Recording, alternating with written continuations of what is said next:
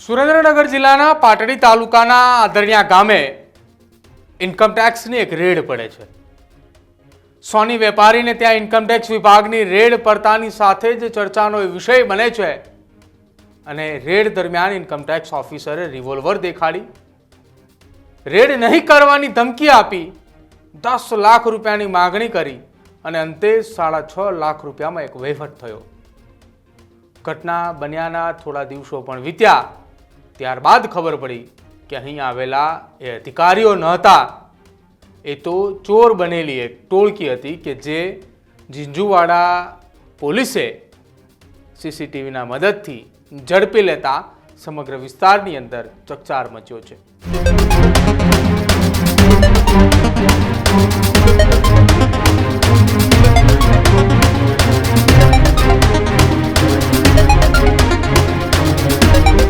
સુરેન્દ્રનગર જિલ્લામાં ગુનાઓ આચરવા જાણે આરોપીઓ માટે રમતની વાત હોય ને એમ રોજ ક્રાઇમની ઘટનાઓ બનતી જઈ રહી છે।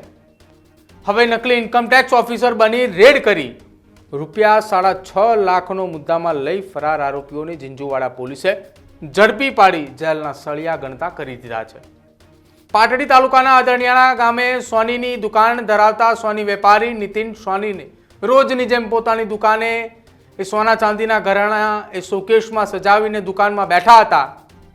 એ દરમિયાન કેટલાક ગ્રાહકો પણ સોનું ખરીદવા આવેલા અને ત્યારે એક તૈયાર થઈ શૂટ બૂટની અંદર આવી અને કમરે રિવોલ્વર લટકાવી દુકાનની અંદર વ્યક્તિ પ્રવેશ કરે છે।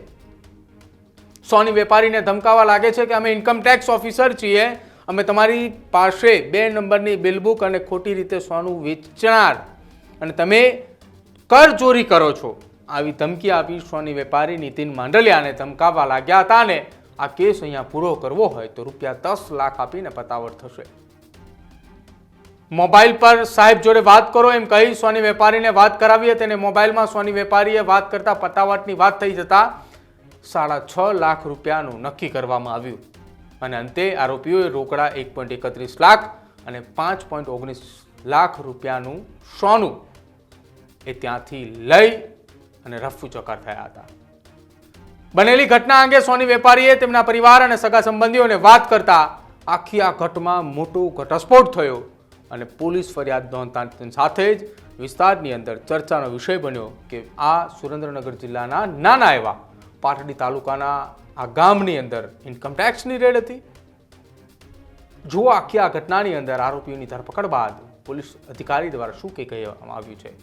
ગઈ તારીખ 12/8/2025 ના રોજ ઝીંઝુવાડા પોલીસ સ્ટેશનની હદમાં આવેલ આદરિયાના ગામની અંદર સોનીનો વેપાર ધંધો કરતા નીતિનભાઈ છનાભાઈ સોની કે જેઓ પોતાની દુકાન ધરાવી અને સોના ચાંદીનો વેપાર ધંધો કરે છે, તેઓના ઘરે કેટલાક કિસ્સાઓ આવેલા અને પોતે ઇન્કમટેક્સના ઓફિસર છે તે રીતની ઓળખાણ આપેલ અને તેઓને ડરાવીને ધમકાવીને તેમની પાસે કુલ્લે 6,50,000નો મુદ્દામાં લઈ ગયેલા, જેમાં કેટલીક 1,30,000 જેટલી રોકડ રકમ હતી અને બાકી સોનાની ચીજ વસ્તુ હતી।